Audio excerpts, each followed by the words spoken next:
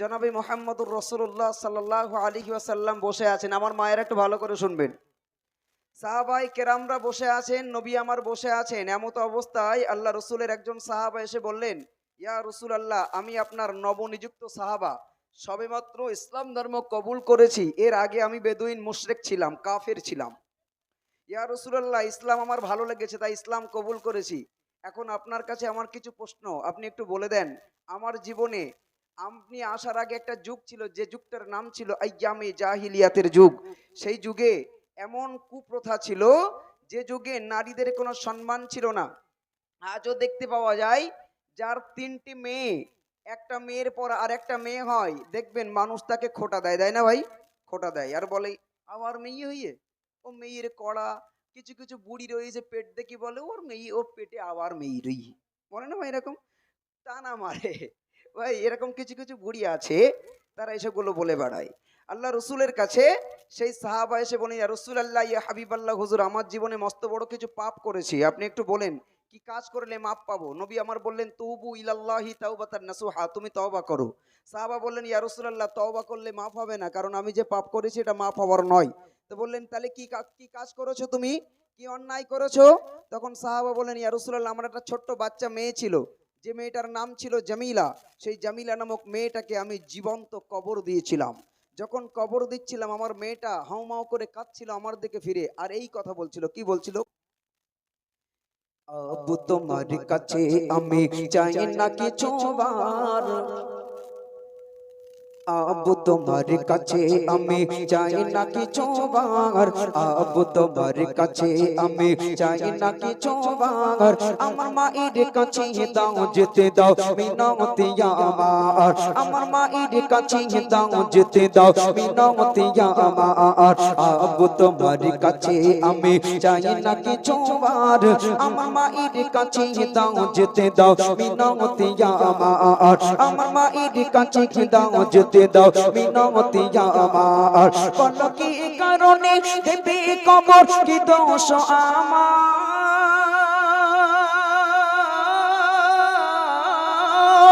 বলো কি কারণে দেবে কবর, কি দোষ আমার, আমি কইনি ছেলে তাই বলে কি নেই বাঁচার অধিকার, আমি কইনি ছেলে তাই বলে কি নেই বাঁচার অধিকার, আব্বু তোমার কাছে আমি চাই না কিছু আর, আমার মায়ের কাছে দাও যেতে দাও মিনতি আমার, আমার মায়ের কাছে দাও যেতে দাও মিনতি আমার, নবীর কাছে, নবীর কাছে কেঁদে বলে দাগিয়া কালবি, যে ভুল আমি করেছি ক্ষমা পাবো কি আমি, নবীর কাছে, নবীর কাছে কেঁদে বলে দাগিয়া কালবি, যে ভুল আমি করেছি ক্ষমা পাবো কি আমি, যে ভুল আমি করেছি ক্ষমা পাবো কি আমি, গর্ভবতী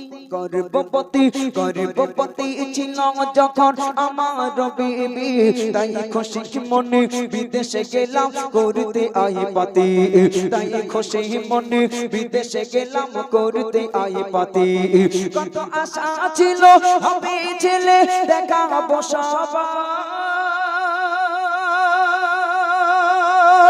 আমি দেশে ফিরে দেখিলাম আমার কন্যা, আমি দেশে ফিরে দেখিলাম আমার কন্যা, আব্বু তোমার কাছে আমি চাই না কিছু আর, আমার মায়ের কাছে দাও যেতে দাও মিনতি আমার,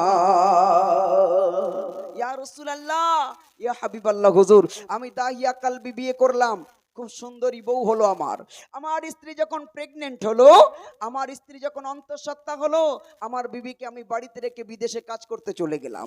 যাওয়ার সময় বলে গেলাম, শোনো বিবি, আমার যদি একটা ছেলে হয় তার সুন্দর একটা নাম রেখো, আর যদি মেয়ে হয় বাঁচিয়ে রাখতে হবে না, মেরে ফেলে দিও, যেন আমাকে খবরও দিও না।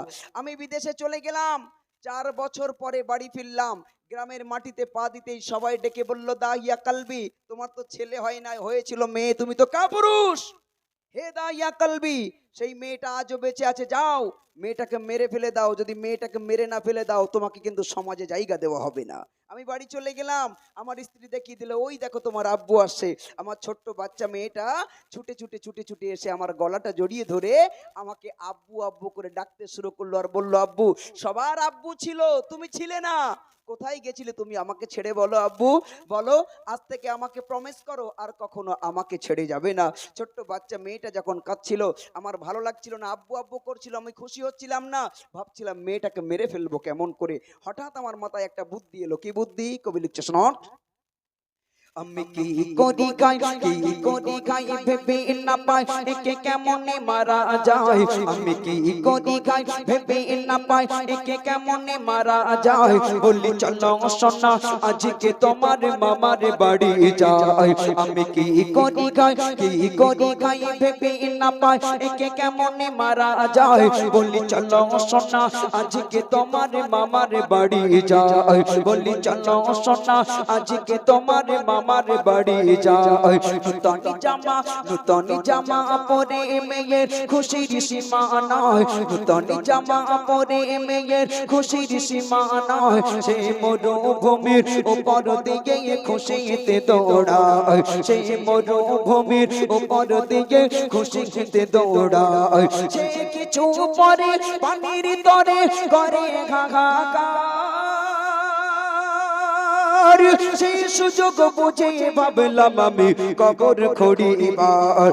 আবু তোমার কাছে আমি চাই না কিছু আর। আমার মায়ের কাছে দাও যেতে দাও মিনতি আমার। আমার মায়ের কাছে দাও যেতে দাও মিনতি আমার। আমি বললাম চলো মা তোমাকে মামার বাড়ি থেকে ঘুরিয়ে আনি। আমার ছোট্ট বাচ্চা মেয়েটা নূতন জামা পরে দৌড়াতে শুরু করলো। মরুভূমির গরম বালি। আমার মেয়েটা কিছু দূর গিয়ে থমকে দাঁড়িয়ে গিয়ে বললো, আব্বু আর চলতে পারি না, পানির পিপাসায় বুকটা ফেটে যায়, একটু পানি পান করাও। আমি বললাম, মা এটা তো মরুভূমি, এখানে যেখানে সেখানে তো পানি পাওয়া যায় না, তবে একটু গর্ত খুঁড়ে দেখি পানি পাওয়া যায় কিনা। আমি যখন গর্ত খুঁড়ছিলাম, আমার মেয়েটা চিৎকার দিয়ে আমাকে বলছিল, আব্বু আমি পানি খেতে চাইনি, মামার বাড়ি গিয়ে খাবো, তবে তোমার কষ্ট আমি সহ্য করতে পারছি না, অনেকদিন পরে তোমাকে পেয়েছি। একবার জোরে বলুন সুবহানাল্লাহ। মেয়েরা মেয়েরা বেশিরভাগ বাপকে বেশি ভালোবাসে, ঠিক কিনা? আহারে আমার মেয়েটা আমার গা থেকে ধুলাবালিগুলো ঝেড়ে দিচ্ছিল আর আমার ঘামগুলো মুছে দিচ্ছিল আর বলছিল, আব্বু পানি খেতে চাই না, চলো মামার বাড়ি গিয়ে খাবো। কিন্তু আমি তার কোনো কথা না শুনে যখন পরিপূর্ণ গর্ত খোঁড়া কমপ্লিট হয়ে গেল, আমার মেয়েটা সেই গর্তের ভিতরে নামিয়ে দিয়ে বললাম, যাও এর ভিতরে পানি পেয়ে যাবে। আমার মেয়েটা যখন গর্তের ভিতরে নামিয়ে দিলাম, আমার মেয়েটা আমার দিকে ফ্যাল ফ্যাল করে চেয়ে বললো, আব্বু এখানে তো বালি আর বালি, পানি তো নাই। আরে আমি কি করলাম? কবি লিখছে শোনন। পানি খুঁজতে মেয়ে যখন ওই নামল কবরে। পানি খুঁজতে মেয়ে যখন ওই নামল কবরে। আমি উপর থেকে বালি ঢেলে দিলাম কবরে। আমি উপর থেকে বালি ঢেলে দিলাম কবরে। পানি খুঁজতে মেয়ে যখন ওই নামল কবরে। আমি উপর থেকে বালি ঢেলে দিলাম কবরে। আমি উপর থেকে বালি ঢেলে দিলাম কবরে। তার দমটি বন্ধ হবার আগে বললো আমারে, আবু বলে ডাকিব না আর কব তোমারে। আমি আবু বলে ডাকিব না আর কব তোমারে। আবু তুমি খুশি হলে দুঃখ নেই আমার। শুধু একটি বাড়ির জন্য মাকে দেখিতে দাও আমার। শুধু একটি বাড়ির জন্য মাকে দেখিতে দাও আমার। আবু তোমার কাছে আমি চাই না কিছু আর। আমার মায়ের কাছে দাও যেতে দাও মিনতি আমার। আমার মায়ের কাছে দাও যেতে দাও মিনতি আমার। আমার মেয়েটা যখন গর্তের ভিতরে, আমি উপর থেকে দরদর করে বালি ফেলতে ফেলতে তার কোমর পর্যন্ত যখন ঢেকে দিলাম, আমার মেয়েটা বুঝতে পারলো আমার আব্বু আমাকে মেরে ফেলে দিতে চায়। আরে আমার মেয়েটা চিৎকার দিয়ে বললো, আব্বু পানি খেতে চাইলে তুমি মেরে ফেলে দেবে, আগে যদি জানতাম তোমার কাছে পানি খেতে চাইতাম না। ও আমার আব্বু তুমি আমাকে মেরো না, আমার মায়ের কাছে ফিরে যেতে দাও। কিন্তু তার আমি কোনো কথা শুনলাম না। যখন গলা পর্যন্ত ঢেকে দিলাম, আমার মেয়েটা চিৎকার দিয়ে বললো, আব্বু তুমি আমাকে মেরে ফেলে দাও, তাতে আমার কোনো দুঃখ নাই, তবে মরার আগে আমার মায়ের সোনার চাঁদ মুখখানা একবার দেখতে দাও।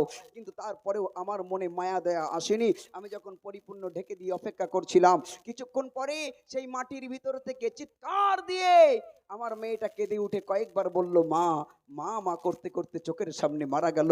ইয়া রাসূলুল্লাহ, আমার মেয়েটার ছবি আজও আমার চোখের সামনে ভেসে ওঠে। আপনি একটু বলেন কি কাজ করলে আমি মাপ পাবো? দয়ার নবী দু জাহানের বাদশাহ ঝরঝর করে কাঁদছেন, চোখ দিয়ে টপ টপ করে পানি পড়ছে। আর দাহিয়া কালবিকে লক্ষ্য করে বললেন, হে দাহিয়া কালবি, তুমি জানো না তুমি কি অন্যায় করেছো? তুমি কি শোনো নাই মায়ের পায়ের তলায় সন্তানের বেহেশত? একবার জোরে বলা যাবে না সুবহানাল্লাহ? একটু জোরে বলুন না সুবহানাল্লাহ। হে দাহিয়া কালবি, তুমি সাক্ষী থাকো, আমি রাসূলুল্লাহ ঘোষণা দিলাম, যার একটা মেয়ে হবে যদি শরিয়াতের মাপকাঠিতে মানুষ করতে পারে, সেই ব্যক্তিকে আমি সাথে করে দয়ার জান্নাতে নিয়ে যাব। যার 3টে মেয়ে হবে তাকে আমি সাথে করে দলবদ্ধভাবে আমরা দয়ার জান্নাতে যাব। একবার জোরে বলুন সুবহানাল্লাহ। তাই শেষ কথায় প্রিয় কবি কি লিখছে শুনুন। দয়ার নবী কেঁদে বলে, দাগিয়া কালবি তোমায় ক্ষমা করবে কিনা জানে আল্লাহ রবি। দয়ার নবী কেঁদে বলে, দাগিয়া কালবি তোমায় ক্ষমা করবে কিনা জানে আল্লাহ রবি।